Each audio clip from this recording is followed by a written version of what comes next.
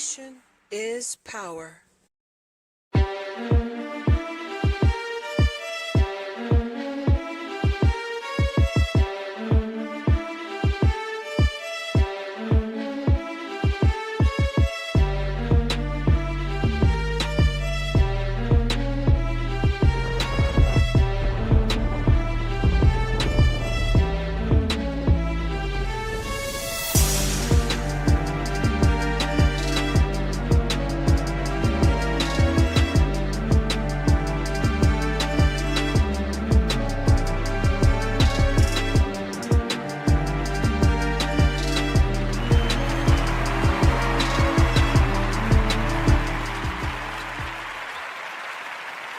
What's up, everybody? What's up? Welcome to the program today. I have a few things I want to say about last night's events, last night's game. Thank you for being here again, everybody. This is Prime. Information is power. This is Prime Sports Media. I'm going to be very candid in this particular critique of last night's game. I am going to highlight the things that were positive, some of the things that were negative. And most of it is in line with what Coach Prime said at his press conference yesterday. We're going to examine a few clips today of Shedeur Sanders and the things he had to say after the game against UCLA out there in Pasadena, California. And then we're going to examine some of the things that Coach Prime, because you know that Coach Prime was disappointed that they lost a game, but he last night, I saw a lot of enthusiasm. I saw a lot of energy in Coach Prime in terms of how he was looking at the future. Now, a lot of people right now are criticizing this football team, CU. A lot of people out there, the haters, of course, they're happy that this is happening to the team because most of the people who are, I would say, information is power. Most of the people that are potentially hating on this team is because really this has a lot to do with their dislike for Coach Prime. And that's really what it all boils down to because of his swagger, the things that he says, his polarizing ways. You know, in terms of the things that he says, he's very bold. He believes in his players just as he believes in them when he sat up there. And I said to you in the last video that I did prior to this game, the pre-video, how many of you still believe? Because this is what the haters are jealous of when it comes to Coach Prime. You got to believe. Let's just forget sports for one moment. Do you believe in you, period? Take away your jersey, take away your number, take away that thing that's on the back of your shirt, your family name. Do you believe in you? Right. That if you didn't have sports, you would be successful. That's the way you got to believe. That I don't give a darn if I had sports or not. I was still going to be something and somebody, and I was still going to affect and infect our society. God just chose to get me involved. And he just chose to Information. I just want to say to you all out there, that's what everybody's afraid of. It's the mindset. It's the confidence that he's trying to instill in his players. Now, let's be very logical here. You know, as well as I know, and everybody around the world knows, that Coach Prime does not have the players that he needs to do the things that he truly wants to do with this football team. They don't have all the dogs. Coach Prime has consistently said when he has been on media, in press conferences, and he said it last night, that he's about 7 to 8 to 9 dogs away, meaning 7 to 8 to 9 great players away from truly being able to compete at the highest level that he wants to compete at and that he wants his team to compete at. Now, there are people that are having all kind of critiques, people that may say, well, you know, we have been very honest about the offensive line. We've been very honest in some of our critiques. I'm about to be a little bit more honest today. Some people would say, well, Shedeur went through what he went through because of the offensive line has been under criticism. And when you criticize the offensive line, then this is what you get. The players stop wanting to play. The fact of the matter, that's complete BS. This offensive line, as it is comprised, is not good enough physically at this point in time. Because before there was any criticism levied on the offensive line, Shedeur was still taking too many sacks. Last night, Shedeur got sacked 7 times. That is nonsense. Coach Prime even said that the young man is playing under duress. He is playing hurt. And there are not too many quarterbacks, as Coach Prime said, that could withstand those type of hits. And the last time I checked, Shedeur only has, according to the numbers, he only has thrown for 3 interceptions this year. You ask me, what quarterbacks in the country could take the hits, that's the sacks, and then the hit after the play that Shedeur has endured in that game last night and this whole year, and would only have 3 interceptions and is currently leading all college quarterbacks in purpose yards. He's got 2,637 yards on the year. He still leads all quarterbacks in the country. I think Shedeur is at what? They threw a touchdown last night to Jimmy Horn, and they dearly have to get him involved. And I think that puts Shedeur at 22 touchdowns that he has thrown as a quarterback on the year, 22 or 23. What are we really talking about here? Let me put him up here for you to see right now. Shedeur Sanders played his ass off last night. You got to give him the credit because he was doing it with literally having no offensive line protection. There were so many problems. And one of the problems is that they had injuries. They had to take guys out and bring in other offensive linemen to replace those offensive linemen that were either out hurt or maybe they weren't playing well.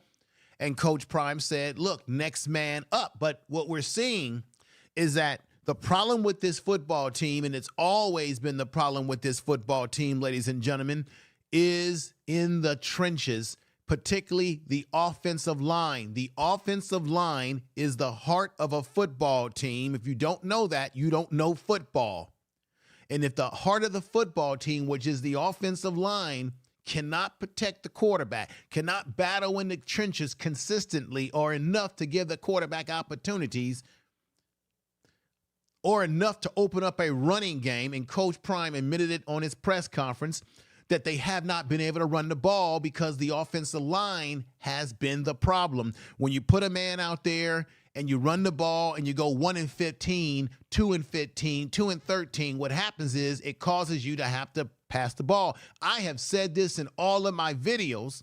If you've been watching and following this channel, and I appreciate all of you out there listening to me right now, listening to my rhetoric, that if they can't get a balanced game running the ball versus with their passing game, they become one-dimensional, they become predictable, and all a defensive team has to do, like you saw last night with those Murphy twins, by the way, who I couldn't stand watching those guys last night.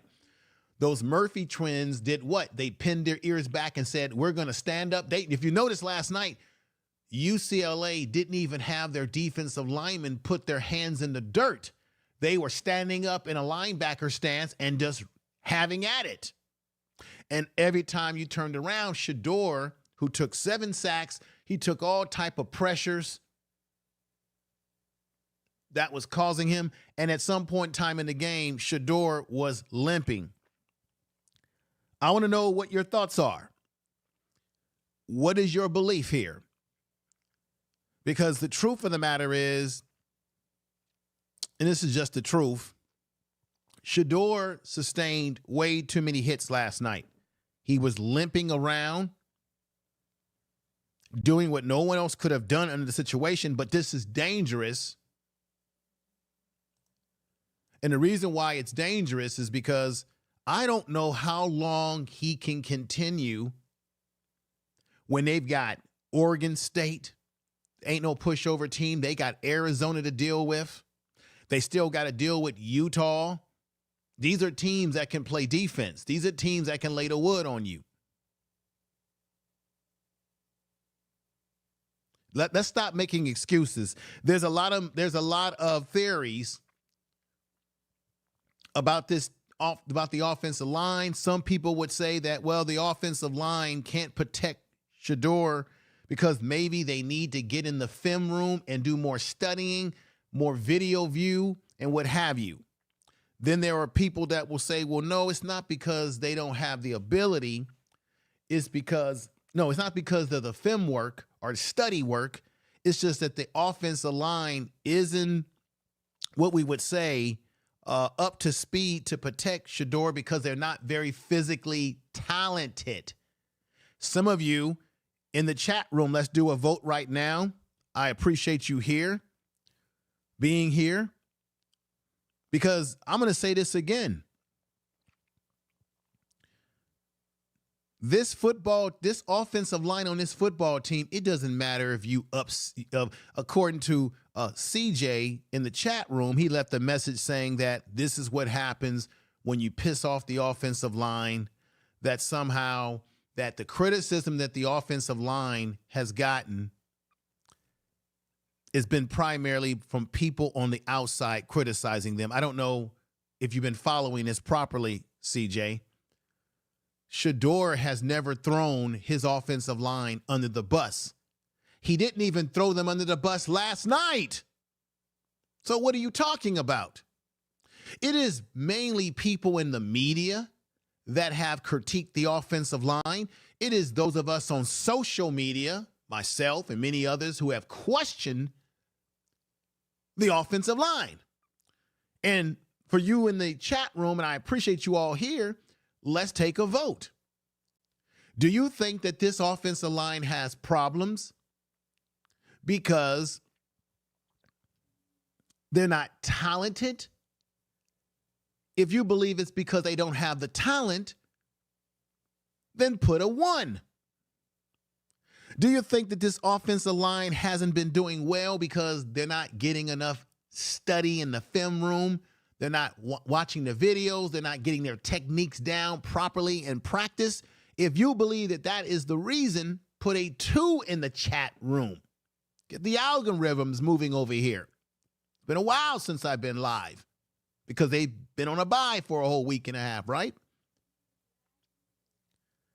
I don't think it has anything to do with this offensive line taking criticism internally, because if they can't take, this is the thing. If you can't take, I played sports growing up, organized sports. If you can't take criticism from a coach or your coaches, then you can't stand the heat in the kitchen. Get the hell out of the damn kitchen, then. You are listening to Information Tell the truth. Man. Please.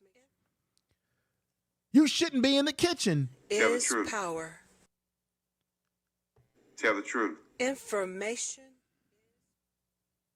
If you can't take the criticism that your head coach gives you, your position coach gives you, then you shouldn't be playing organized sports. Are we this soft? See, this is the difference. I'm a Gen Xer. I grew up the hard side of the mountain. In my generation, we didn't have no participation trophies. The coaches would rag on you. The coaches would tell you just like it is, and you had to deal with it.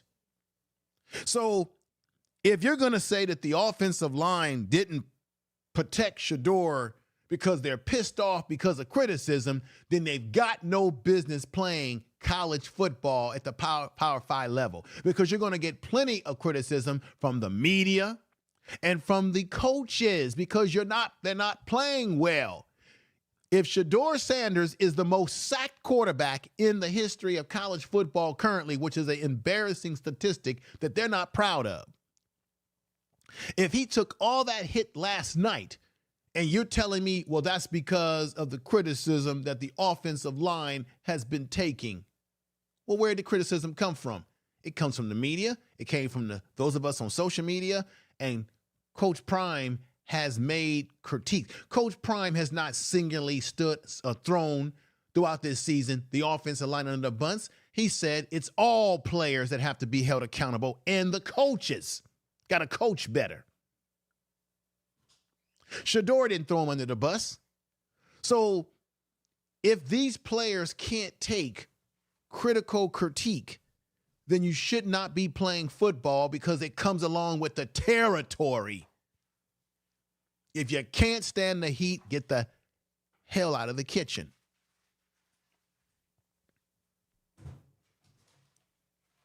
If you agree with my critique there, put a 7 in the chat room if you agree with that critique. But where are we with where you see, let me see, Crawford says 1, that he believes that it's the talent. LW, the stylist, says 1. He believes that it's they say yes. More people. Matthews Gandhi says 2, that it's the not enough film study, not enough work and critique. C. Gordon says 1. A lot of people are agreeing with my assessment.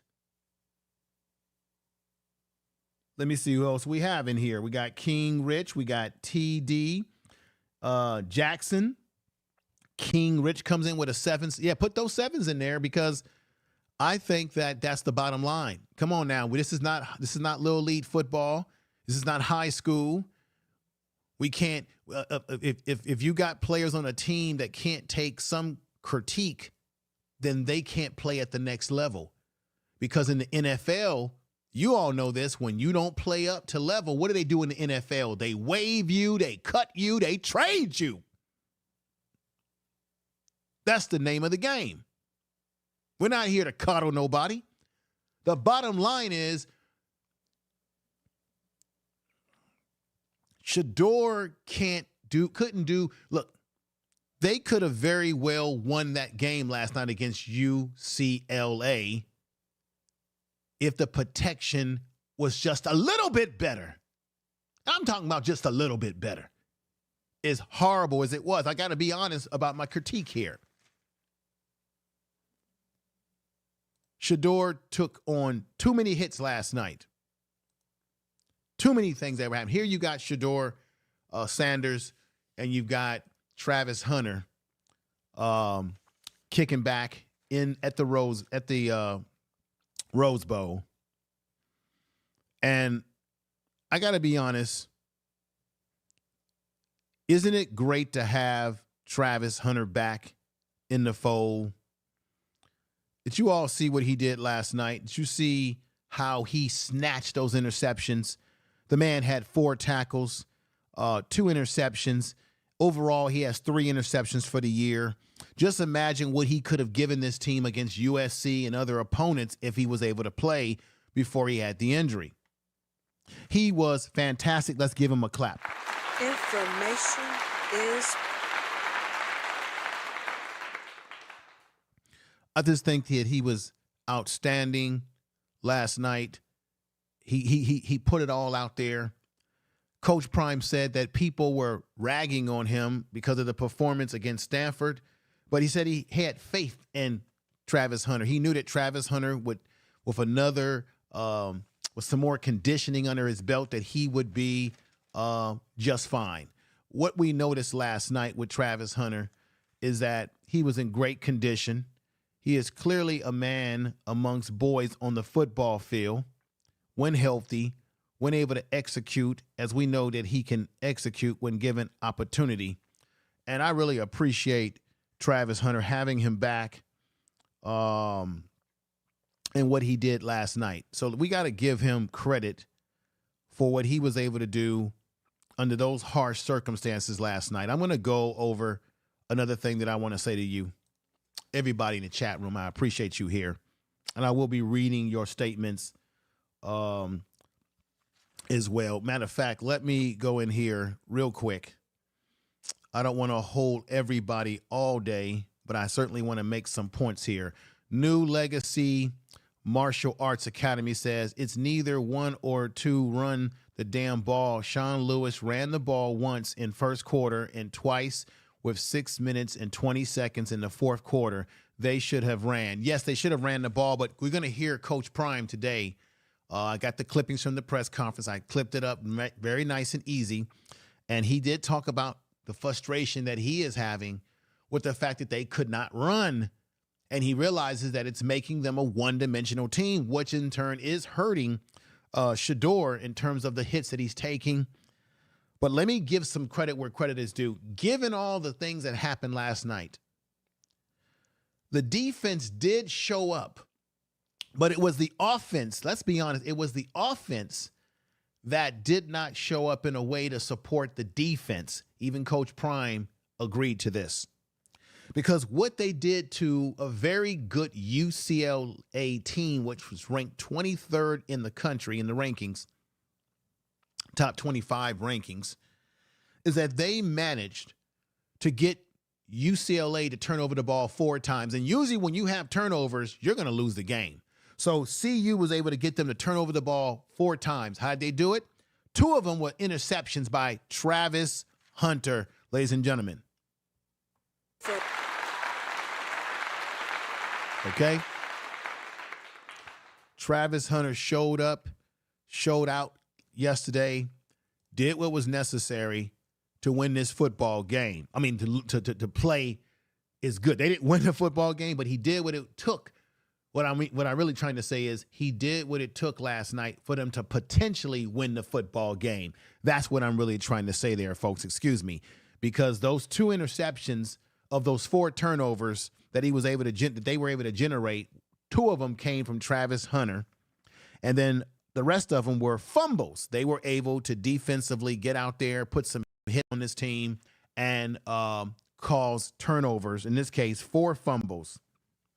Another thing we got to give credit where credit is due to the defense is that CU only gave up 45 yards rushing to this UCLA team that normally under a Chip Kelly, he likes to get that run generated. So let's give him a clap for that. Information is power. This is very important, and information is power. This is very much important. Time of possession. This is where the problems start. UCLA had 33 seconds and 14 minutes of time of possession. Okay. CU had 26 minutes and 46 seconds of time of possession. So time of possession is very important because time of possession allows a team to control the tempo, control the clock in their favor. And that's where not having a proper running game consistently is hurting CU. We have to be honest about this. We've been talking about this for some time, but the hens are coming home to roost because it does affect them when they are in games of this magnitude, of this nature. Okay. Shedeur Sanders, as you know, he went 27 for 43 last night with 217 yards with 1 touchdown. Okay, y'all? Is power.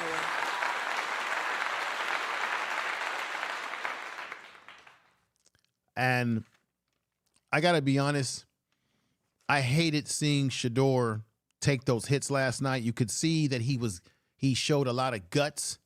He showed a lot of nerve. He showed a lot of fortitude and toughness.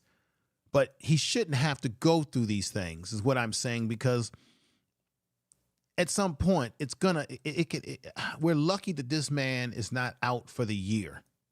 We are very lucky that Shedeur is not finished for the year. Now, to the brother in the chat room, those of you that were talking about the running game, this is the problem. This is the problem right here when you talk about their running game. I want to put this man up here. This is Alton McCaskey. This is Alton. I believe it's Alton McCaskill.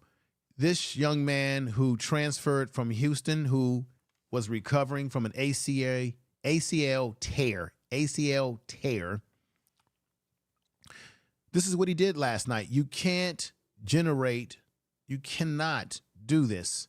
He only had 2 carries for 14 yards. That is, I got to be honest, you've got to get more rotation than that. Now,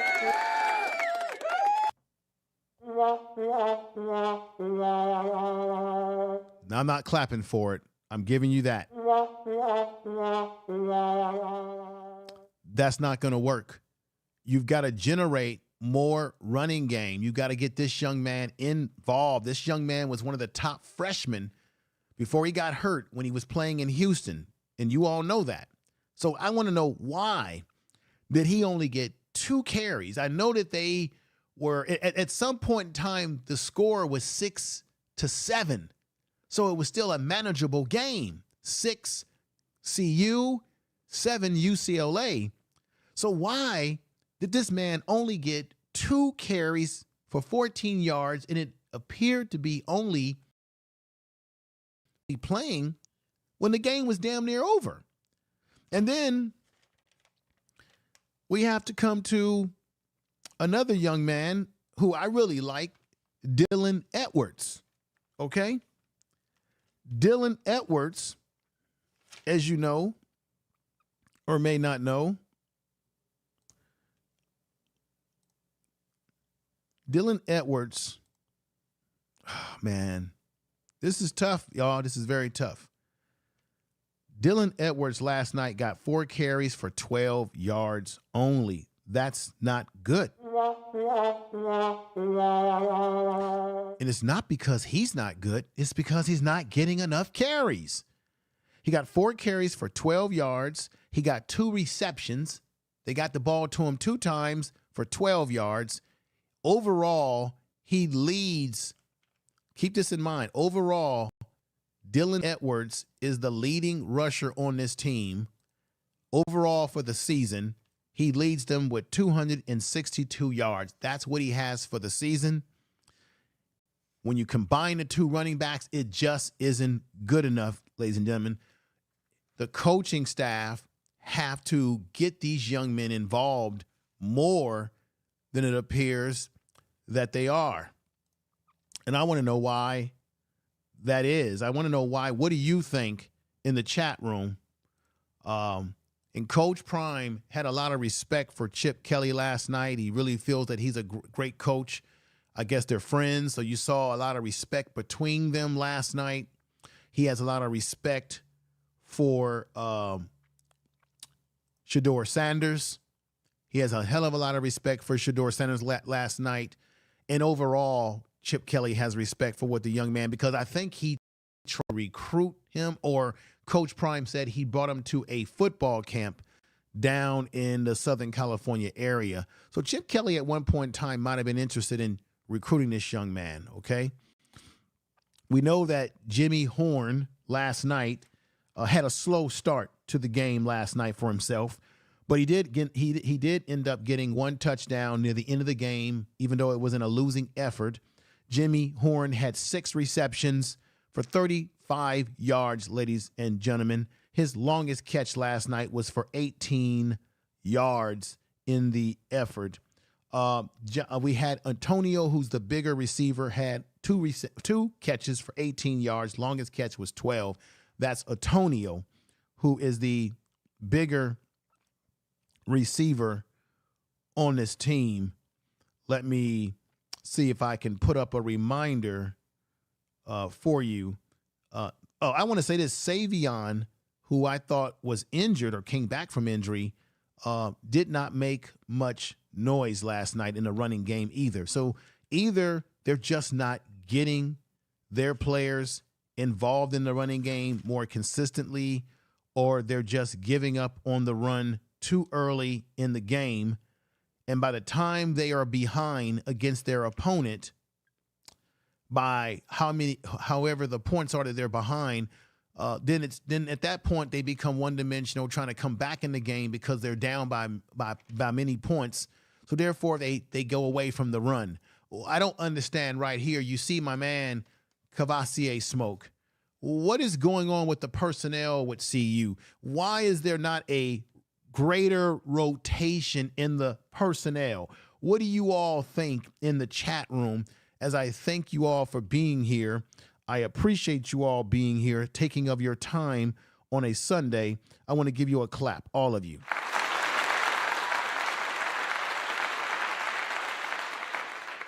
Now, CJ, you say that it should be a blame on Coach Prime. Well, Coach Prime has already taken accountability of what's going on. He has already expressed his discontent for what has been happening in their running game. You're going to hear the audio, not the audio, the video. You're going to see the video that I'm going to play today. So it's not like Coach Prime is ducking away from these realities. He is certainly very concerned about what's going on. And you know, CJ, that he has said this. He has talked about coaching.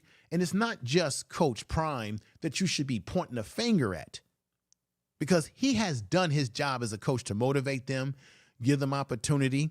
But it's the other coaches that need to be evaluated, because these are the guys that are in charge. As you see here, coaching staff for Colorado Buffalo football, coaching staff, right? Sean Lewis is the offensive coordinator. And Coach Prime said in the press conference last night that we got to do something different, right? We can't keep doing what we're doing, ladies and gentlemen. If a guy is taking hits like Shedeur Sanders, if he's taking all these hits that he took last night, then we need to be doing something to change what's happening, right? And so that means that the coaches have to have more imagination, okay? So Sean Lewis has been under fire. All people are calling to be fired. What are your thoughts in the chat room? What's going on, Raw B Privilege? Good to see you over here, sister. Let me give you a clap. So good to see you, Raw B. Much love to you. Check out her channel too. She has a great channel, great commentary over there, folks. You might love it. Sister's real good at what she does. Has lots of hot topics on her channel. You know, a lot of different social topics about relationship between men and women. And she good looking too. She fine, y'all, too. All right. And she's one of the mods on the channel here. So when we look at a Gary Flea Harrell, right? Or we look at Bill Obolo, we look at Coach Tim, right? Dennis Thurman, who already came out, and I played that on a video that I produced for you all, where he had very critical words for the team in terms of their practice habits and how some of them are not going to make it to the NFL. He said 95% of them, because he coached in the NFL, all right? He's been around the block. We got Nick Williams, who's a defensive end coach, right? Brother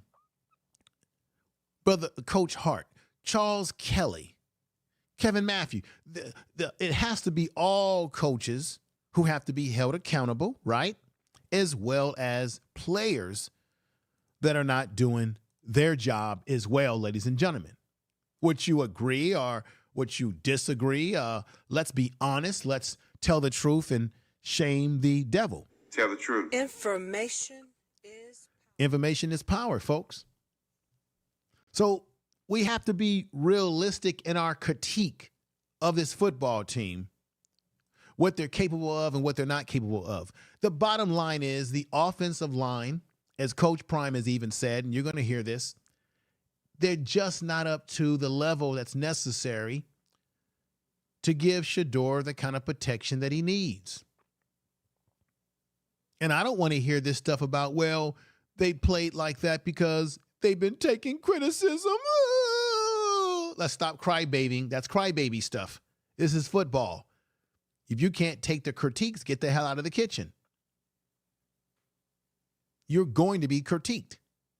It's just facts. See, I'm not for that crybaby stuff. I'm a Gen Xer. We don't have time for crybaby stuff. You either play the game to a certain level or you can't play the game. And I am on the fence right now because I am under the belief that it's not, I'm thinking that this has got nothing to do with film study. I'm thinking this ain't got nothing to do with technique. I don't know. Maybe it does because Coach Dennis Thurman called this team out for their poor practice habits. So maybe that is part of it, as well as other things. Let's get into this right here. We're going to play a clip from Shedeur Sanders, Let It Be Known. and then you know how I do over here. This is called fair use, fair use. It allows for the purpose of criticism, news reporting, teaching, and parody, which does not infringe of the copyright under 17 USC 107. Information is power. Ladies and gentlemen, here is Shedeur Sanders. Let's hear him, and we're going to break this down. I'm going to play it, stop it, so we can really critique what he's saying here. And he never threw the offensive line under the bus, even when he admitted that he's been getting hit and he's getting hit. Here we go, ladies and gentlemen. Let's hear it. Yeah, I'm cool. I'm a little banged up right now, but yeah, but everything. That's just what happens after games, and you know you're playing against tough opponents. A great defensive rusher. That's just what happens. Is there any quick fix for this O-line, or I mean, how does this O-line kind of have to start to gel for you guys to achieve your potential at all? I'm not sure. I'm not a coach. I'm not a football god. I don't really know. I just know I got to do my job and get better at my own job. So what you can hear there, Shedeur Sanders is admitting that he's not a coach. So right there, part of these problems has to be put on the foot of the coaches as well as players. He said he's got to do his job, and that's it. Sure, it seemed like the game plan, at least on that first drive, was to get the ball out of their hands quickly to kind of maybe counteract the rush that they had. I mean, did you kind of sense going forward after that first drive that they were able to do something that maybe prevent you from getting the ball out of your hands quicker? Nah, it's nothing they really prevented. They did a good job defensively, just playing to their strengths. So that's just the only thing. I just got to make my mind up faster and get the ball in my hands quicker for the rest of the game, I would say. When you're shuffling offensive line guys like that, I think there was like only Savion and Van kind of had their spots tonight. Yeah. Does that change anything when you're shuffling guys in and out like that? Hey, we could close the door.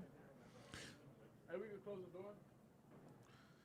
yeah, it appeared that there was some the door was open, very disrespectful there, and Shedeur said, "Hey, can we close the door? We can close the door, right?" It's frustrating after a loss, and you've got people with doors opening and noise coming in. But let's get back to this. What Shedeur is saying right now. Okay, one or two more for Shedeur. Oh. Well, I don't think the offensive linemen, they got taken out because they was doing bad. I think it was because of injuries. That's when guys had to switch positions and play. Just things they probably wasn't used to or didn't get a lot of reps at during the week. So Let me stop it right there, and I want to say this to Wow Dog. He says tight ends got to step up. I got to be honest with you, brother. I got to be 100% honest with you. I really don't know if Colorado really uses their tight ends properly. Last night on the game, it was said over and over again that they need to put some tight ends in the game, slide some tight ends in to help with the blocking. This offense, the way it's comprised, I don't know what the hell Sean Lewis is doing, because I kept saying to myself, why don't they bring in some tight ends, try something to give more protection? Maybe if their running game is not working, then damn it, keep a running back there to help block a little bit for Shedeur and that. I mean, You are something listening to information. doesn't make sense here to me. Let's get back to Shedeur. it wasn't playing that everybody was going to be 100% in the game. So then we thought, okay, that's the starting guys, but it wasn't. So we just had to adjust, and we just got to do better. Is the Oregon game the most frustrated you've ever been as a quarterback in your life? Nah, you could win. Them just because we took losses, that's not what's frustrating in the game. Some wins feel like losses, I would say. So, like I say, you got to go back and watch the film and understand, okay, what reads did I miss, what did I hit on, what did I connect, what me and the receivers ain't see eye to eye on, and that's really the main thing going into it. But it's not just losses that you feel bad about. You feel bad about wins too. I want to ask you all, as Shedeur Sanders says there, that you feel bad about losses and how you take the losses, but we need to also critique some other issue. Shedeur has said himself several times after games when he has been sacked or pressured that he is taking too many hits. he's taking too many hits because he's sometimes holding on to the ball. Do you believe that to be true? And I have to ask at some point in time, Shedeur going forward into this season as we're getting down to the last few games, he's going to have to, because he's going to be going against some other teams that play good, really good defense, he's going to have to get rid of the ball a lot sooner. Sometimes the play is just not there. So why take these unnecessary hits? Because as long as the ball is in his hands, these defensive players are going to chase him down and they're going to put a wood on him. And we don't want to see Shedeur be gone for the rest of the season or have some serious injury that can impact his ability to come back next year and play for CU healthy, and also impact his potential NFL career, right? So how do you all think about that? If you think Shedeur is just holding on to the ball way too long, put a 1 in the chat room. If you think that, no, it's not because he's not, it's not that, then you put a 2. But I think there's some combination here there. And of course, the offensive line has not given him the protection that is necessary for him to really make the plays that he can do. That's why he's not getting the ball to Jimmy Horn consistently, or even a Xavier Weaver, or even a Travis Hunter. Because if he had the protection that was necessary, his numbers would be off the chart, ladies and gentlemen, and their numbers as individual receivers and things of that nature would be incredible. And I think the running game would open up for them a lot better. The bottom line is, I personally believe that CU's offensive line does not have the physical talent. I'm way past this whole thing about, well, they need to study and look at more film. No. And if you don't have the physical talent and you're not having good study habits, it doesn't make a difference. You're going to play poor, okay? Because I'm thinking about Coach Dennis Thurman and his assessment of what he said in that video and the audio that I played. And I think I'm going to play some of that audio today, because I thought that it was very revealing about this football team, what he has noticed, which can play into what's happening on the field. Now, from all intents and purposes, it was said that they had a pretty damn good practice prior to playing against UCLA, and that the players really were listening to what Coach Prime was saying about that issue around, do you love the game? Do you really want to play this game because you love the game, or do you not love the game? Let's get back to Shedeur. Able to watch the defense, but were you pleased with their efforts tonight, the way they kept you guys in this game for much of it and got turned around? No, they did everything they're supposed to do. That's on us. That's on me. Essentially, we can't afford to not put up points like that, especially when the defense is doing their job, doing everything their coaches asked them to do. So, voila, perfect, Shedeur. You see, he's not throwing anyone under the bus. What did he say? The defense did their job. The defense caused 4 turnovers, 2 interceptions by Travis Hunter, 2 fumbles by the defense as well. They did their job last night to keep them in the game as long as they could. It was the offense that was the problem, mainly in the trenches of the offense, or the trenches of this football team, which is the offensive line.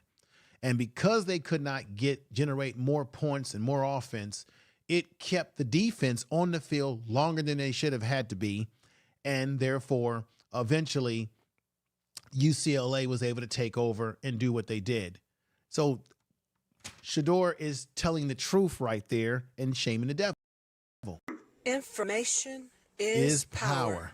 So what do you all think there in the chat room about what I've just said? What's going on, James Blackburn? Good to see you over here, family.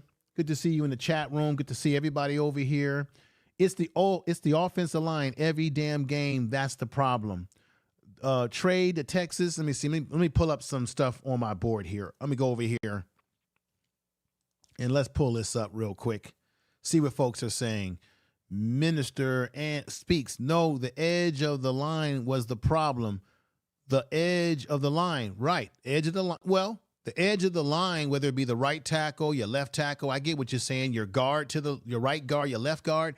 At the end of the day, it's still the offensive line. And keep this in mind, they've been having these problems all season. The only game where the offensive line seemed to be playing on all cylinders is when we go back to the TCU game, right? In the TCU game, they had only 6 penalties. And the offensive line played pretty well in that game because Shedeur put up, 510 yards passing in one game. So since then, something has happened. I'm going to be honest with you. I think the offensive line has gotten worse as they play against better opponents. So as they begin to play against you, we saw all of this happen when they went against the USCs, when they went against, Oregon. I think the Oregon game really exposed a lot. Okay. So TCU and Nebraska, let's be honest, those two teams are nowhere in the same ball game with what they went against Oregon and even this defensive line that UCLA has. And they have a pretty good defense. So the more intense and better the defense is that they go against, the more the offensive line has been exposed. To me, that means there's a physical component to this because football is based on physicality, and they may not have the physical type of line that is necessary to match up against these better football teams. Coach Primus already knows this and already admitted to this yesterday that he said in the press conference last night that we got to get some new players. Some guys going to be getting replaced around here. Particularly, he said the offensive line that we're going to have to, if they can't get the job done, then we're going to have to replace. And as of right now, they have to work with what they got to work with. Let's see what Raw Breed Privilege is saying right now. The media is applying usual pressure on these kids. Yeah, I mean, Raw B, it is pressure. It is pressure, but that's the name of, that's how sports is. I'm not going to apologize for that because that's sports. That is the nature of sports today. And the pressure doesn't stop there, Raw B. If these kids go to the NFL, the pressure is more intense because you're getting paid to play the game. And remember, these kids are getting NIL money. Some of them, not all of them. Okay? Not all of them. Usually the big stars are. But when you play at this level of sports, football, college, pro, the pressure doesn't stop, Raw B. It's not going to stop. It doesn't make it fair that these kids are under this kind of gun of pressure, but that is the nature of sports in America. I just got to be honest with you. Bruin Walker 90, CU 4 turnovers, but 0 points. Well, yeah, they didn't generate points off the turnovers. And usually, Bruin, you must be a fan of UCLA. Usually you want to get points off of turnovers. Yes. But you have to admit that if Shedeur Sanders had an offensive line that was able to hold up, they could have beat you guys last night because they did have you guys on the ropes in the beginning of that game. It was 6-7, and even when you guys went up and got 14 points to 6, they still were not out of the game. If Shedeur Sanders had time to get the ball to his players, it could have been a different ball game last night. Yeah, we know we didn't, but that's the fact. What I said is a fact, okay? Don't start trolling over here. You will be bounced out of here, okay? I don't go for the trolling. Yeah, I know you said too many ifs, but watch your trolling words in that chat room because I will get your ass out of here in a hot bit minute. Okay, they could have won. Yeah, they could have won. Look. Anybody can win a football game, and the game is played by what? Football is won, lost by turnovers and inches. Now, Bruin was right. CU did not convert the turnovers into what? Points. But my position is that what you saw last night with the protection that Shedeur got was atrocious. And had he had just a more protection, they could have made this game go to overtime or could have won. Now, woulda, coulda, shoulda, yes. But check this out. I'm going to play this for you all. And I want Bruins Walker 90 to listen to what I'm going to play right here because you can talk all your crap right now, But the recruits are coming in, baby. The transfers are coming in, baby. And this is what the Pac-12 or they're not going to meet. They're not even going to be in no damn Pac-12 because Pac-12 is going to be defunct after this year. But this is what you all are really concerned about. So like Coach Prime said, you better get them now and talk your shit now, because when this team gets to where it's going to be going in the future, all of y'all are going to be eating grass. Remember he said this? Let's play it. Because we understand what's coming. If you can't see what's coming with CU football, you've lost your mind. You just a flat-out hater. If you can't see what's going on and what's going to transpire over the next several months, something's wrong with you. Tell the truth. Tell the truth. Tell the truth. Let me put this one up here.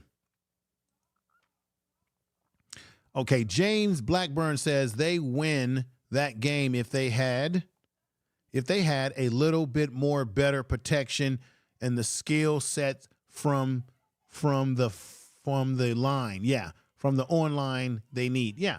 Look, the bottom line is, what quarterback do you know that would take the kind of hits that Shedeur has been taking this year and only has 3 interceptions on the year?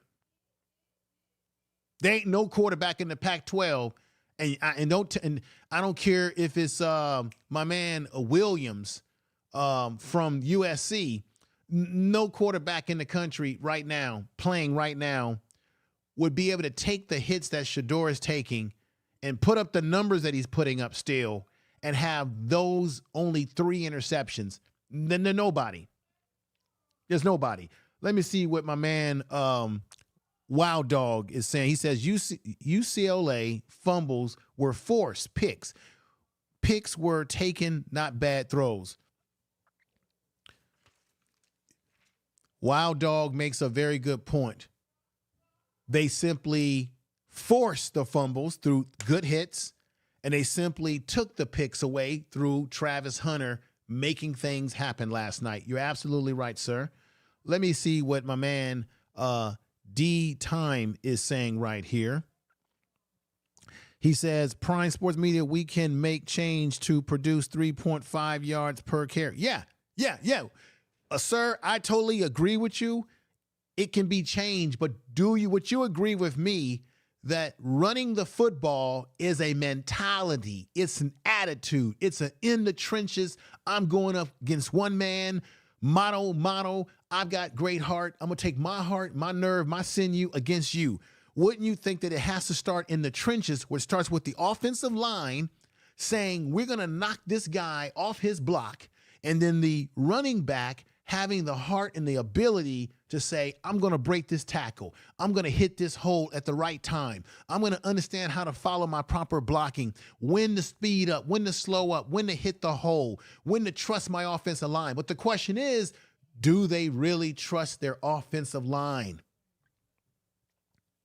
I got to be honest with y'all today. CP, you should let the backup quarterback play. Let's see if anything. No.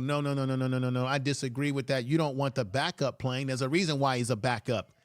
Why would we want Shedeur Sanders to be on the bench when he's their best option and best chance? Shedeur Sanders is leading college football with 2,637 yards. Shedeur Sanders has about 22 or 23 touchdowns on the year. Shedeur Sanders has only thrown 3 interceptions. The only way we want to see the other quarterback is if Shedeur gets hurt, and we don't want to see Shedeur get hurt or see him on the bench. Oh, no. I'm just being very honest about that. Oh, no. We don't want that. Yes, sir, but they don't even try. Not enough attempts.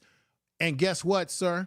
Wouldn't that be the coaching staff's fault? We can't blame. I'm not saying you're doing this, but we can't blame that on the players. That's the coaching staff have to decide the personnel that they put on the field, what the rotation is, right?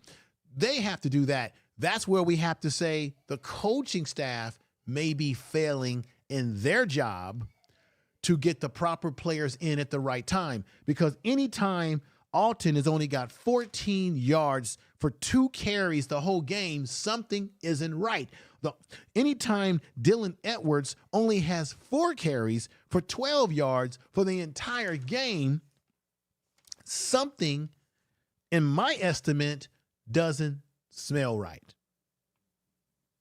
And I'm going to say this again. The defense last night, and let me read with, we got Trade Texas Truth says, Prime told you he listens to every play call. Come on now, dog.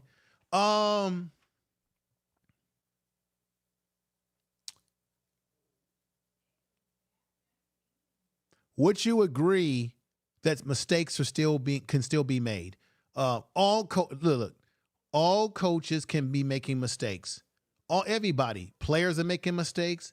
Coaches are making mistakes. That's the nature of the game. But improvements, would you agree, Trey Dog, Texas Truth, that improvements have to be made, sir, because they can't continue to go on like this because they've got some pretty tough opponents coming their way. Let me see. CJ says pad Shedeur stats. His stats are not being padded. He's playing in the CJ. Why do you say that Shedeur stats are being padded? He's playing the game, sir. It's called football. You play your quarterback all 4 quarters. And if you get a big win on a team, then you can take your quarterback out, which is what they did against TCU. But Colorado's been in most games where they're playing behind or they're playing in overtime and it goes down to the stretch. Therefore, you don't take your quarterback out the game, not your starting quarterback. So therefore, he's going to have some numbers. And I think his numbers are pretty impressive considering he doesn't even have an offensive line that generates him enough protection consistently game to game, sir. That cannot be denied. Not be denied at all. Let me see. What's going on? You are correct. Hey, thank you everybody for being here. I do appreciate everyone's opinion, right? We all want the best for the program and for the team and Coach Prime. This is really what this is all about. We want the best for them, man. You know, we want to see them do well. Miss Miles says, feel like CU's gonna have many key players in the portal. That's another thing that I'm concerned about. Like, how many of these guys that they have on this team currently that are good players who may consider leaving and not staying with CU? I don't want to see that happen, Miss Miles. So, I pray that does not happen. Let me see. We got the coach needs to go back to the drawing board. Something has to change. I'm reading your comments. The coach needs to go back to the drawing board. Something has to change. Shedeur needs protection. ASSP. Yes, he does. Something does have to change. And drawing board is not bad. Something has to change. Anthony Steele says Sean Lewis has completely changed the offense from what he ran at Kansas State. I believe the offensive line is lost and lack of communication to be or continuing to suck. What did you say here? Look, maybe I got to be honest. If the offensive line isn't good, Anthony Steele, if the offensive line is really not that good, okay, let's be honest here. If the offensive line is really not that good, then it does hamper. I'm not making excuses. I'm just being honest here. I'm being logical. I'm trying to get out of emotions. Then doesn't that hamper what Sean Lewis can do with his offense when he has an offensive line that can't give Shedeur consistent protection? Doesn't it change the game plan? Doesn't it change how they can run their offense? You saw last night, almost every time Shedeur was in the shotgun, he had 3 and 4 and 2 Bruins, UCLA Bruins, in his face. Tell the truth. Information is power. We got Alpha Row here saying Utah defense is better than UCLA. That's my whole, see, Alpha Row, thank you. That's my whole point. They're about to play against some teams that even have better defense. Utah's defense ain't no joke. You already witnessed what Utah did to USC.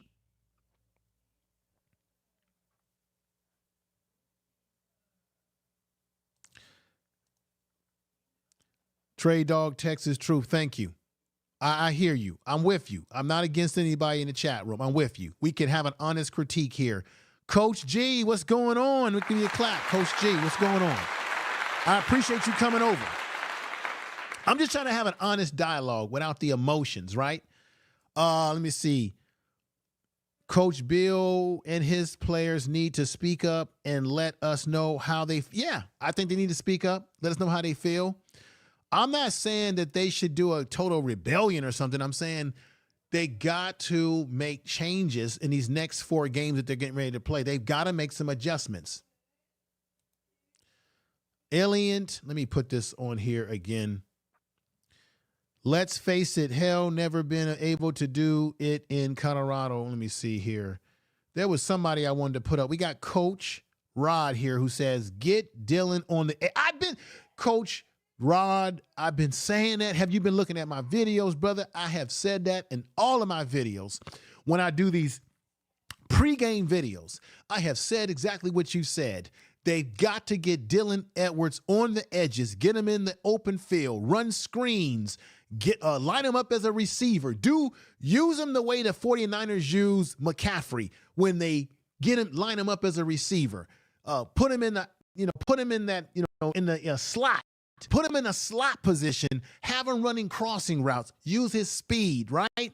I don't like when they run him up the middle. He's not an up the middle, rugged, physical back yet. He's a freshman. He's got to put more weight on. He's got to put more, weight. He got to hit the weight room a little bit more, get a little bit more stronger. He's not built for this in between the run tackle stuff. At this level, with this type of offensive line, would you agree with me, Coach Rod? Let's go over to my man, Bless. Ronan says he's too small. Well, let's keep it real. Do you know that most of the running backs in college football, they're not always big. Look at Oregon. Most of those guys that play at Oregon, Bless Ron, they're small backs. It's the way you use small backs that can be effective. It's not because he's small, because Barry Sanders was small. And look at what Barry Sanders did in the NFL. I think Barry Sanders was like, 5'3" or something like that? If even that. So this whole notion about, he's too small. No, it's not that he's too small. You're right. Let me correct something. You're right. He's probably too small right now to be running between the tackles. But he's not too small to play the game if you use him correctly and use him to his strengths. And you're right. His strength is not going up the middle. So I think he's too small for this up the middle power back stuff. He ain't a power back. So if that's what you're saying, Bless Ronan, then I misunderstood what you were saying. No disrespect to you. We're on the same page, brother. We're on the same page. 22, they beat back. Yeah. That's Alton. Alton is a bigger back. And he only got 14 yards for only 2 carries. I don't understand why they only gave him 2 carries. Bless, let me know, brother. What do you think about why are they not using him more? What is going on? Do you know something that I don't know? Let me know, brother. Chris comes in saying Barry Sanders was 5'8", but 210. Good point. Yes, but he still was considered a smaller back. He was a compact back, my brother Chris. Yes, you're right. He was a smaller back, right? Let me take this off the screen here. And let me put this back up here. I want to get back to my presentation here. Let me go back over here. I want to go to my man Chris, brother Chris. Yeah, I agree with you. I was wrong. He's 5 foot. He's still a smaller back, though. 5'8" and 210 pounds. So he was a small, compact guy. You're absolutely right about that. But you have to be honest. We have to both be honest. Barry Sanders was not the prototypical running back that you see in the NFL that most teams want to draft. Most teams want these backs that are 6'2", 6'3", you know, big opposing figures, right? But most of your best backs that have ever played the game, sometimes they don't fit that scope. So, and remember, we got to be logical in the way we think here. Dylan Edwards is a freshman. He's still growing into his body. So he's only a freshman. So he's going to have more time to put more muscle on his body, to bulk himself up, right? So we got to keep that in mind that, yeah, he's a smaller back now, but he could get his body stronger and bigger with proper training, diet, the whole 9 yard, and training. You know that, and I know that. Let's see. Yeah, Alton was a Heisman, was talked about it for the Heisman as a freshman. Prime, let me see here. Alton was in a Heisman talks as a freshman. Prime cannot have that compete with two for that trophy. I'm still his father, Prime words. Yeah, thank you, Brother Chris. I appreciate you coming over, brother. Let's get back to the video portion of my presentation because I don't want to hold you all here all day long. You guys have busy lives, have things to do, but I just appreciate you all coming over as you have. So as I said before, Shedeur took too many hits out there. I just played his presentation for you not too long ago. And let's go over to Coach Prime right now and let you hear what he had to say. Because Coach Prime, in my estimate, is a brother that is doing the best he can do given the circumstances. This is what we call a parody. The idea of parody is that we're going to look at the critical analysis of this news. This is called fair use, which allows for the purpose, ladies and gentlemen, of critical news reporting, teaching, parody, which does not infringe on the copyright under 17 USC 107. You are listening to Information Now. Please make sure to subscribe to his channel. And let's get at it right now. Here we go.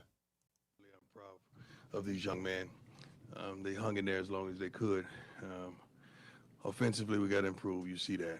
Quarterback is taking his beating. He got an injection at halftime. Probably shouldn't tell you that, but you know I'm 100.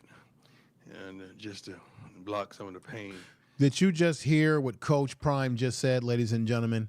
He said that Shedeur, this shows you that Shedeur is truly under a lot of distress.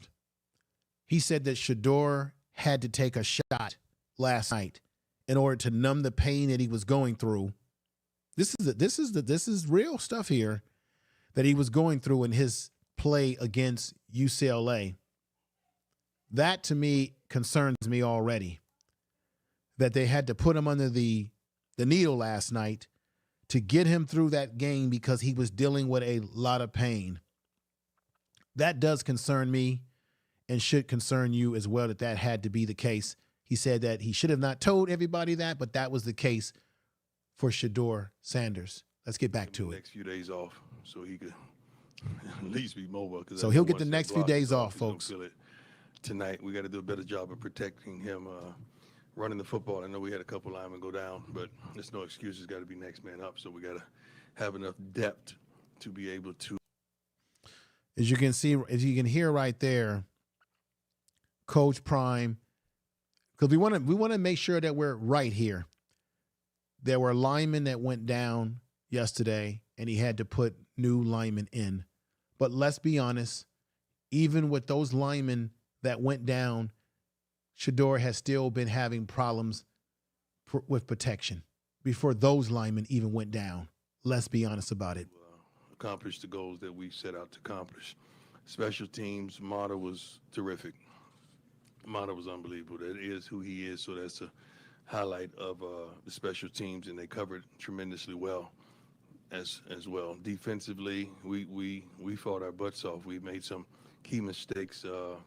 Once Shiloh went out, he's one of the main communicators on the back end. That was a tremendous blow for us because he's one of the leaders on the backside of the defense, and he's the enforcer. He's the dog back there, and I don't complain about official calls, but because those guys have the toughest job in the country to me, because the game is going so fast, and they have to make a call even though they have a opportunity for instant replay. But the catch aside, I want to say something right here. How many of you out there believe that CU got ripped off last night when Shedeur Sanders was booted out of the game for what they called a illegal hit, meaning or that he was targeting? Now, this is what bothers me right now. Remember Travis Hunter got targeted as well in that game against Colorado State? Just stay with me here because I'm making a point. I'm going to make a point here. Remember, Travis Hunter got knocked out of the game against Colorado State, and I don't even think they called a targeting on that tackle. Right? Do you remember them calling a targeting on that tackle, ladies and gentlemen, when this young man here, Travis Hunter, was out for weeks and took a really dirty, I thought it was a dirty hit. And then now you have Shedeur Sanders, who goes out there, and I thought that the hit was legal.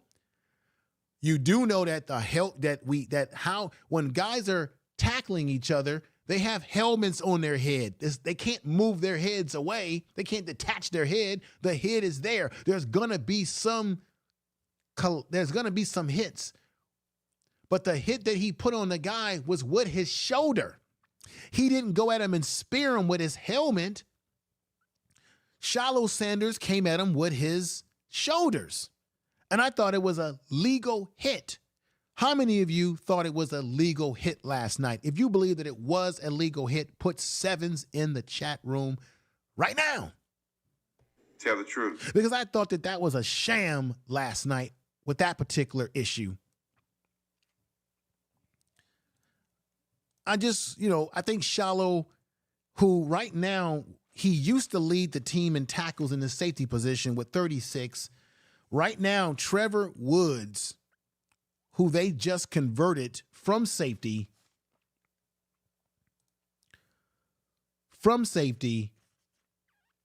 to linebacker, he had 12 tackles last night, 9 solo tackles, and he leads the team right now with 48 tackles overall. That's Trevor Woods, who looks like he might be a good choice to stay at the linebacker spot, ladies and gentlemen.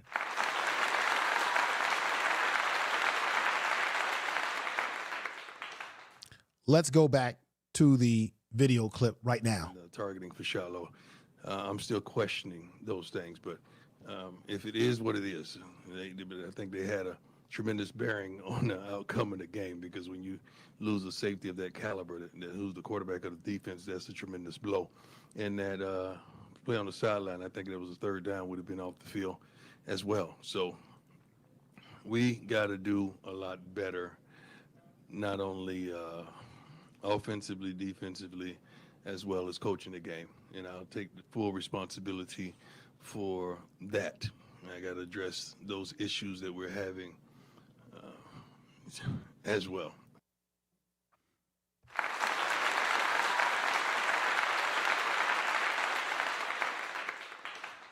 I want to know how many of you see what Coach Prime just did there, and I've been saying this, he is taking accountability as a coach. For anybody that thinks that he's not, he is. And look, if we could all be a fly on the wall to hear what he's really saying to not only the players, but the individual in the group conversation that the coaches are having as a group.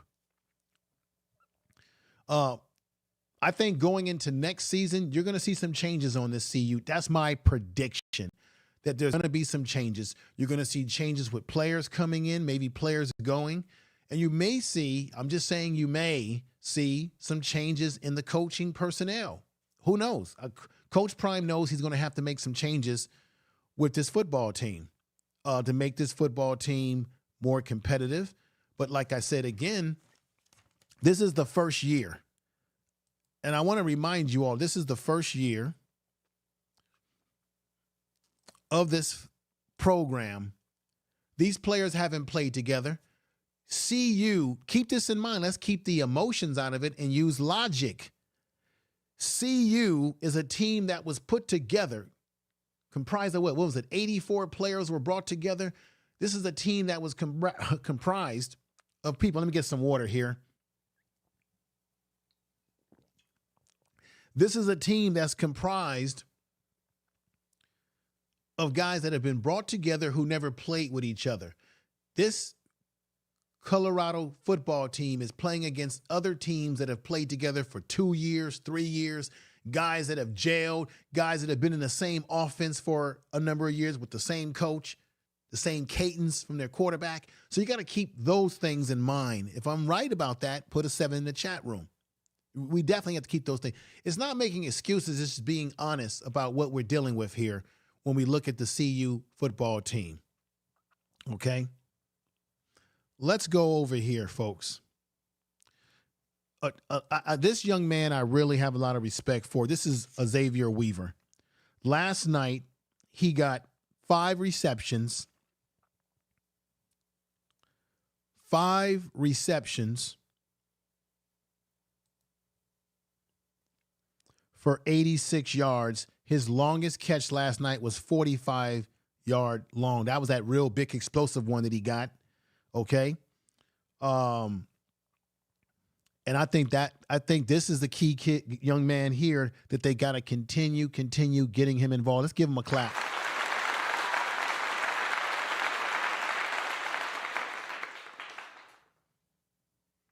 I still feel bad about Shedeur Sanders and the way they threw him out the game last night. I didn't think that was right. We didn't see that guy from Colorado State who tackled Travis in the way he did get kicked out the way they tried to embarrass Shedeur last night. I just think there's a lot of haters out there. And here we have Xavier Weaver again. With that said, let's go ahead and hear Coach Prime in the next clip that I have for you. Here we go. It wasn't just tonight. I know the offensive line has had kind of an up and down year. You had some new guys in there tonight. What's going on that you guys just haven't been able to figure that side or that area of the ball out?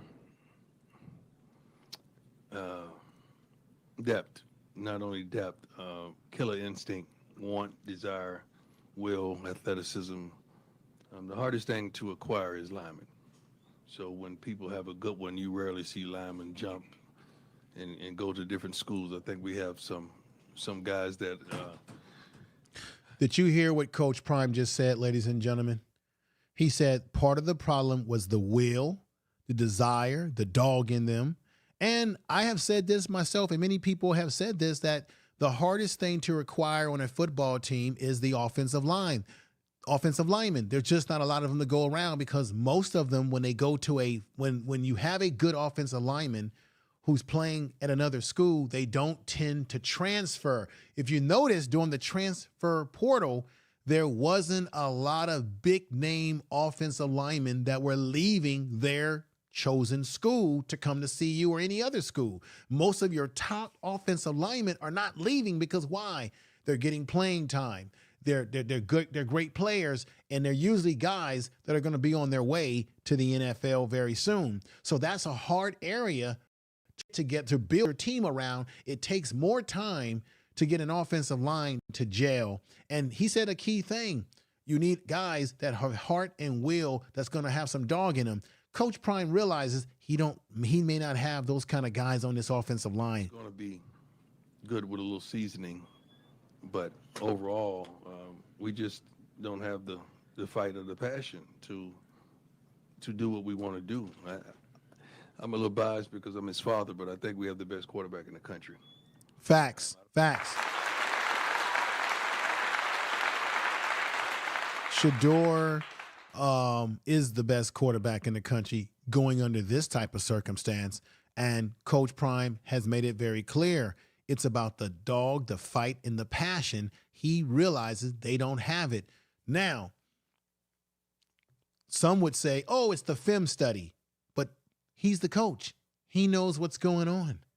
He says It's the fight and the passion. That starts with what? The heart, the will to battle. And you also have to have some talent to go along with that heart and that will to battle. The question is, does the offensive line just lack talent, or is it just that they lack really good practice and study habits? You be the guest of that, folks. Let's get back to Prime. I think any other quarterback could put up with or stand and deliver like ours do, week in and week out, and taking the beating that he's taking. And then we got to address that. We got to address that scheme-wise. We got to address that functionally with what we have on the line, and we just got to do a better job. We really do. Coach, you mentioned the coaching aspect of it as well. Yes, sir. Specifically with the offensive line, I mean, what has to improve in that aspect besides from The line has to improve. It ain't no aspect. The line has to improve. Did you see Coach Prime has put it where the ghost can get it, ladies and gentlemen. He says the offensive line has to improve. There is no question. There is no doubt. What do you all think in the chat room? We got my man Bless, who says a TD by the running back, and is, let me see, that is why we don't run the ball. Prime want to be able to tell us to the best we already know, run the damn ball. You still got to run the ball. I agree with that. You still got to run the ball. But Prime, you got to be honest. Coach Prime is being 100% honest here in his critique of what's going on with this football team. Let's hear a little bit more, shall we? Yeah. I think it was up until that last drive, you had maybe 7 carries with running backs compared to like 34 passes. Yeah. I really appreciate you all being here today. Well, it's a struggle to run the ball. It's a struggle to run the ball, and we got to figure that out, because now you're one-dimensional, and it's easy to stop a team when they're one-dimensional, and that's who we are at this point in time. You see that? You see that, folks? You see the honesty by Coach Prime? And I've been saying it. Many people have been saying this, that they are one-dimensional because they can't run the ball.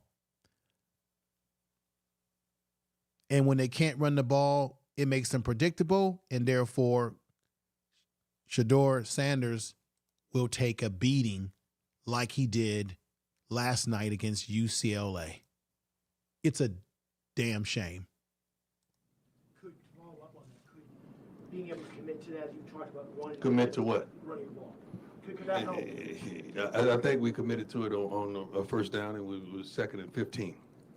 Those are the type of things you don't want to do and get behind the 8 ball. First downs are so vital. First downs are everything. I mean, all right. Please make sure to subscribe to his channel. Ladies and gentlemen, what you see there is honesty from Coach Prime. He's keeping it 100% real with all of us. Now, what did he say? He said, we ran the ball and we would be 2 and 15, right? So he's saying they run the ball on first down, they lose yardage. Then now it's 2nd and 15, and he's saying we're in a situation where we have to pass. And once again, as he said before, you become one-dimensional.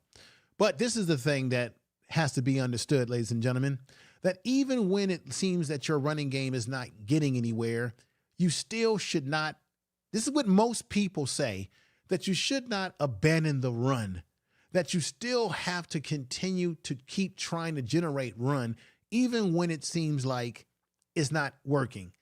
And some would say that maybe Coach Prime and his coaches should continue to keep sticking it out. But I got to be honest. Maybe Coach Prime is correct because he only got 14. This is the thing. If you're only going to give Alton 2 carries, that's not going to do it. If you're only going to give Dylan Edwards 3 to 4 carries for only 12 yards, that's not going to do it. That's an example of what we're talking about right here today. You've got to continue to keep trying to run the ball, give your backs more opportunities. But how can they if the offensive line can't open up running lanes? It's a twofold situation, folks. It's really sad. let me go with the next.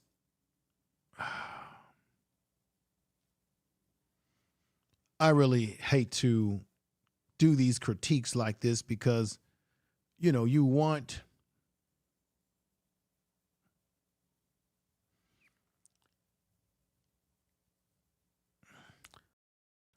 let's go into this. This is very difficult. I wish this young man right here, Alton, could be in the rotation more, right? To get more reps in the game, right? This is what we all got excited. I did videos. We all got excited about the new recruits that were coming in, the new transfer coming in, and we thought we're going to see a lot of these guys playing, and it just hasn't panned out the way we would have liked it to pan out as of right now. But remember, this team is being built for the future. So we're going to see a lot of great things coming down the pipeline in the future. Do not give up. If you still believe, ladies and gentlemen, put believe in the chat room, put sevens. We still need to have some faith. Keep the faith. Don't deny that there's a change that's going to be coming with this football team. All right, Shedeur hopefully will be coming back for another year, and hopefully there'll be better linemen on the team, some more personnel to add to what they don't have right now, the holes that they have on this team. You've got to believe. You either believe, you either believe,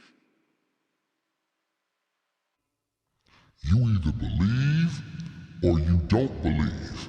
Where are you, folks, on this issue? Let it be known.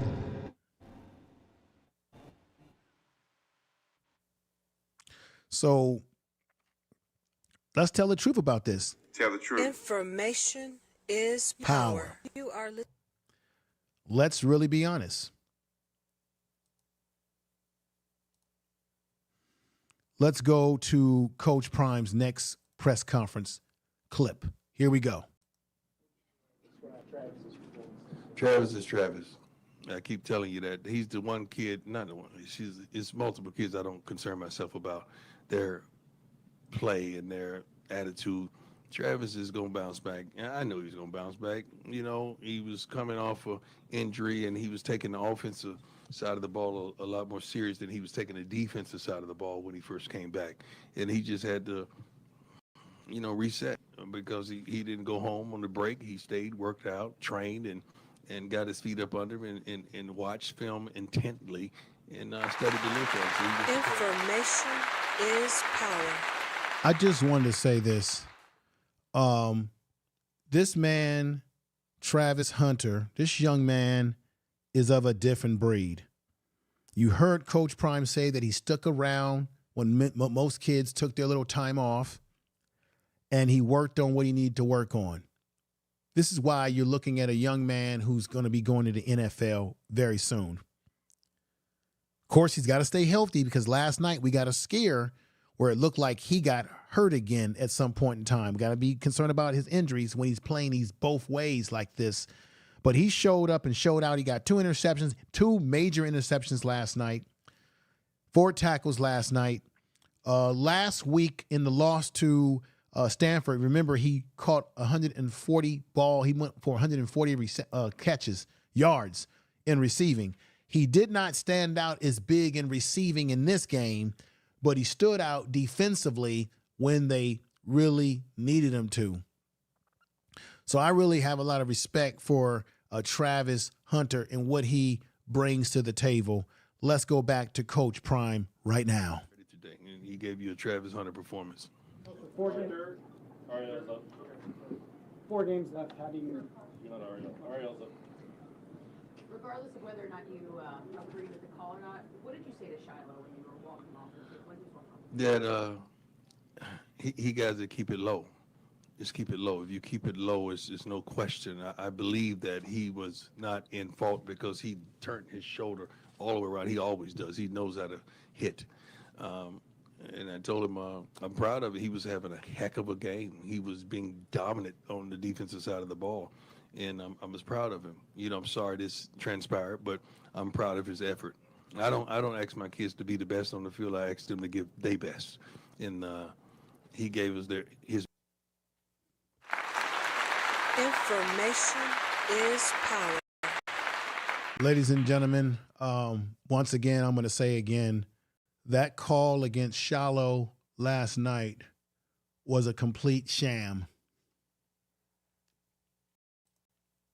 It was a complete debacle of a bad call by the referees.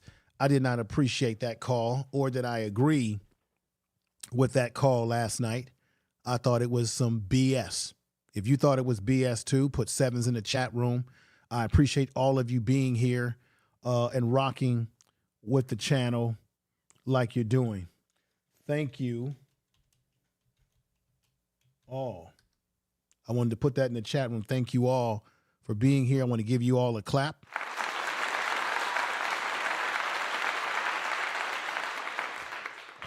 Everything about that call was a sham. They could have used Shedeur Sanders last night. As Coach Prime said, he's the quarterback of the defense.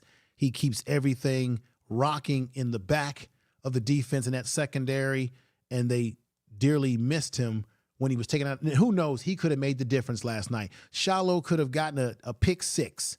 He could have gotten an interception. There's no telling what else he could have added. He could have caused a fumble on somebody last night. See, all sort of things can happen when you don't have key guys out there that you're used to having in the game. So we got to give Shedeur Sanders kudos. Trevor Woods, who leads with 48 tackles on the year, had 9 solo tackles last night. Okay, and had 12 tackles last night, if I'm not mistaken. And of course, Cameron Craig, you know, he got an interception last night. Remember when they had that fumble when he tackled a guy?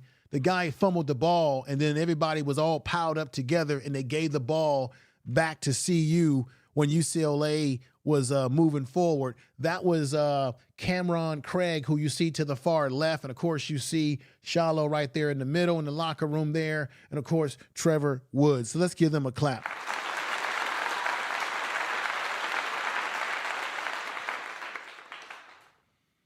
Definitely.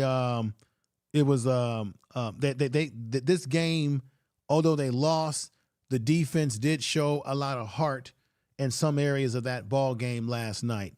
Let's go over to the next clip that I want to play for you. And this one, let me see right here.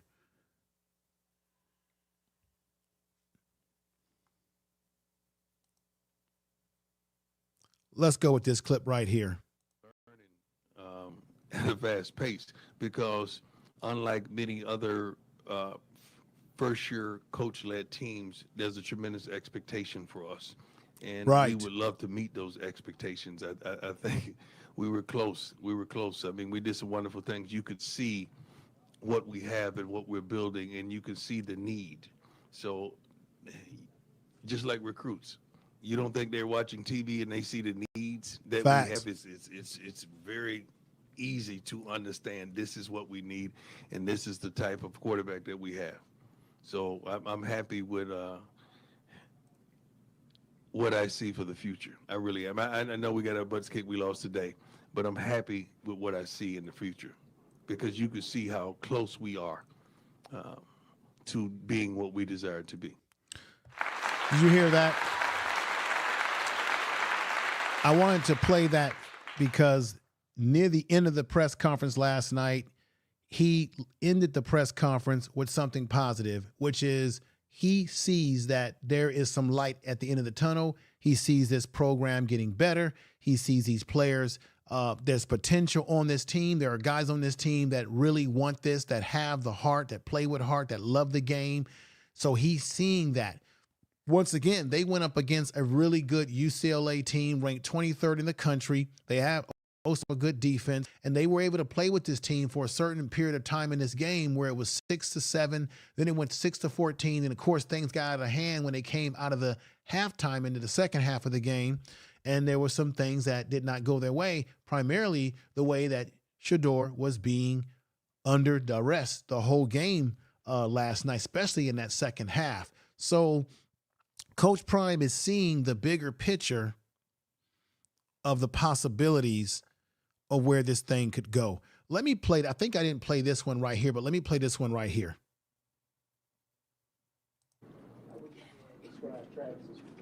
Travis is Travis. Well, we saw that part last night. He's the one kid, not the one. It's multiple. We saw that part. We saw that part. There's another one that I wanted to show you, but I think I've played everything that I could play, ladies and gentlemen, for today. I really appreciate you watching wherever you are in the world. Let me give you a reminder. Yesterday, I did drop a podcast on Spreaker. It's a radio style podcast. I'll be doing some broadcasting over there on Spreaker. Spreaker is a live podcasting site where you can go live and be heard around the world. And it also goes into all your particular podcasting platforms. For example, right here, you see on the screen, you can listen to my podcast portion, radio style podcast portion to this YouTube channel. And it's different, meaning it's different. It's different. It's the same content, but different outlooks on the content, right? Different perspective, more of a radio style type of broadcast, right? And then you can also hear this podcast, the Prime Sports Media Podcast. You can listen on Spotify.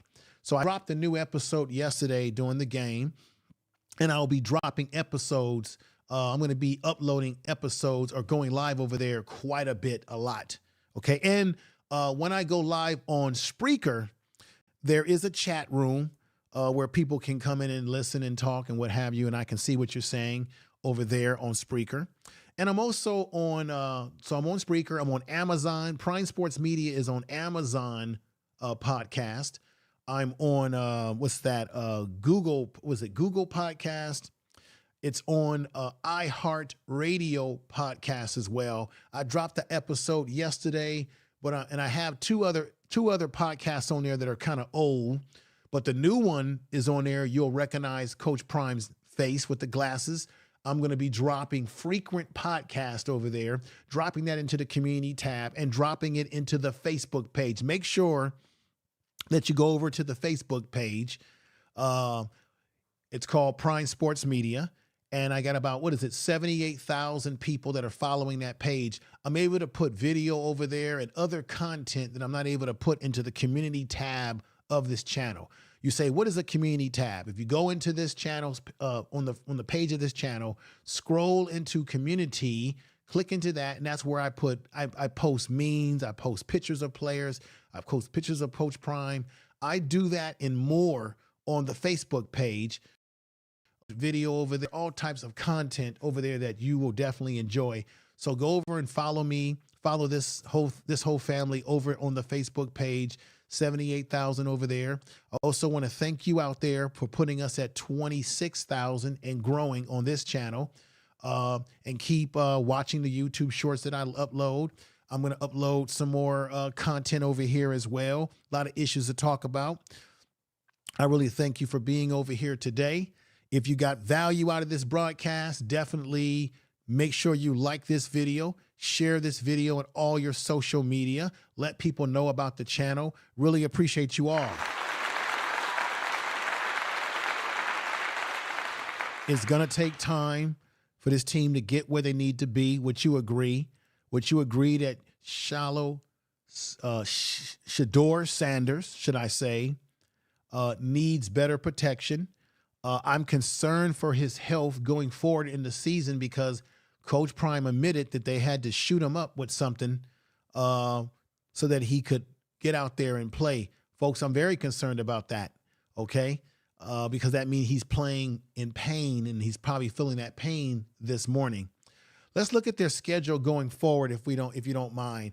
The 2023 schedule for CU football, okay?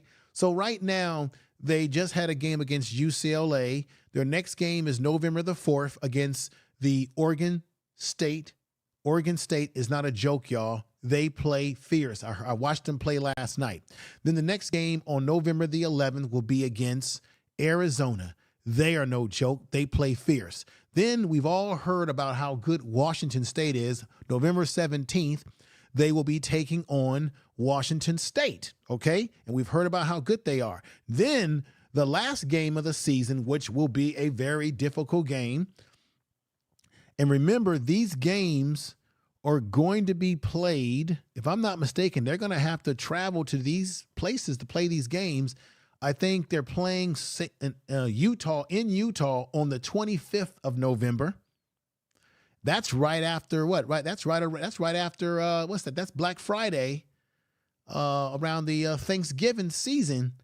They're playing against Utah. So let's all be aware that they've got some tough games that are coming up in the 4 in a row that are tough. And if they can win at least 2 of these games, there's a chance that they could be bowl eligible, even though Coach Prime says he doesn't care about whether he's in a damn bowl game. He wants to win right now. But then if you win, winning is the result. What is the results you get for winning, ladies and gentlemen? You get bowl eligibility. You get a bowl game. So, man, this has been a difficult game to watch yesterday because of seeing Shedeur take so much punishment. It really concerned me. It should concern you. Give the brother your prayers. Let's wish that he gets well, gets healthy. Let's see where things are going to go on this team. But I also want you all to remember one other thing. Let's go with this right here. Because we understand what's coming. If you can't see what's coming with CU football, you've lost your mind. You just a flat-out hater if you can't see what's going on and what's going to transpire over the next several months. Right. Something's wrong with you. Something's wrong with you. They're going to get better, folks. We have to be patient. They're playing against teams that have been together for 2-3 years. They're more experienced. He's put together a team within a short time. The offensive line is always the hardest thing to build on a football team. And so it's not a coincidence that the offensive line is one of the glaring weaknesses of this football team. That has been a problem. And I don't know how they're going to fix this. I don't know if it's more film study. Maybe it is more film study. Maybe they need to have more better practice habits. Maybe they just don't have the physicality. Maybe these guys are going to have to grow a heart, have more heart. I just don't know. But what I do know, and you know, is that Shedeur Sanders cannot continue on in the next 4 games of teams that have great defense. Utah has probably the best defense out of the 4 teams that they're going to match up against, out of Oregon State, Arizona, Washington State, Utah. These are teams. Matter of fact, let's go back to this. Should I also remind you that Oregon, these teams are just like UCLA. These are teams that play fast pace. These are teams that like to run the ball. I've been telling people this for years, that the Pac-12 has always been a football conference that is a conference that's known for passing the ball. Speedy receivers, athletic players all over the damn field. They better be ready. Everybody, I want to thank you for coming over. Thank you. Thank you. Share the video on all your social media. Tell people about the channel. Thank you for rocking with me today. I'll be back with more presentation. I really appreciate you all that support this channel, that come over in the chat room and join us. I see we got David. We got a lot of great people out there. Coach. I see we got Coach KEV in the house. Empress Goddess is in the house. Most definitely. Someone that I definitely know. So I'm going to definitely mod you up, my sister. Because we know each other very well. And I am going to be going live on the other channel today, my sister. I'm going to be talking about the situation in Mississippi, with the young man that they buried. I don't want to mix that with this channel. I do my political and cultural commentary on the Information Man Show, my other channel. Be going live over there later on today. So with that said, everybody, you take care. And I definitely will, how can I say, see you very soon. Peace. You got to believe. Let's just forget sports for one moment. Do you believe in you, period? Take away your jersey, take away your number, take away that thing that's on the back of your shirt, your family name. Do you believe in you? That if you didn't have sports, you would be successful. That's the way you got to believe. That I don't give a damn if I had sports or not. I was still going to be something in somebody, and I was still going to affect and impact our society.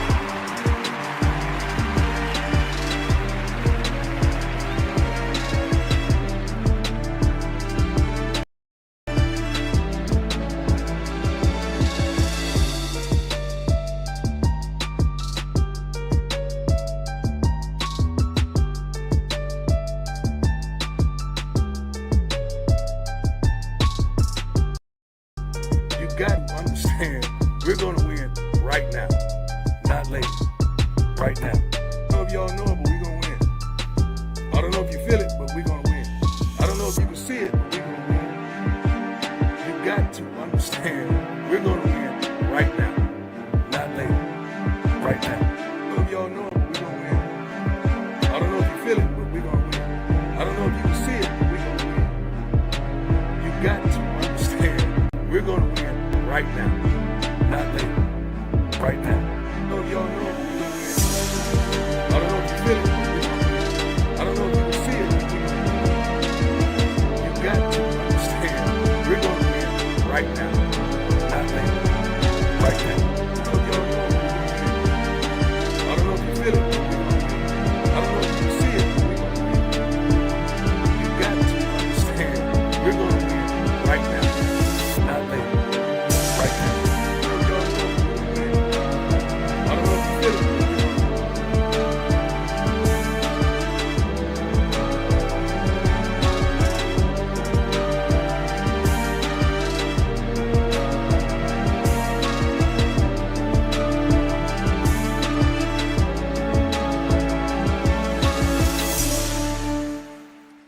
1, 2, 3, 4.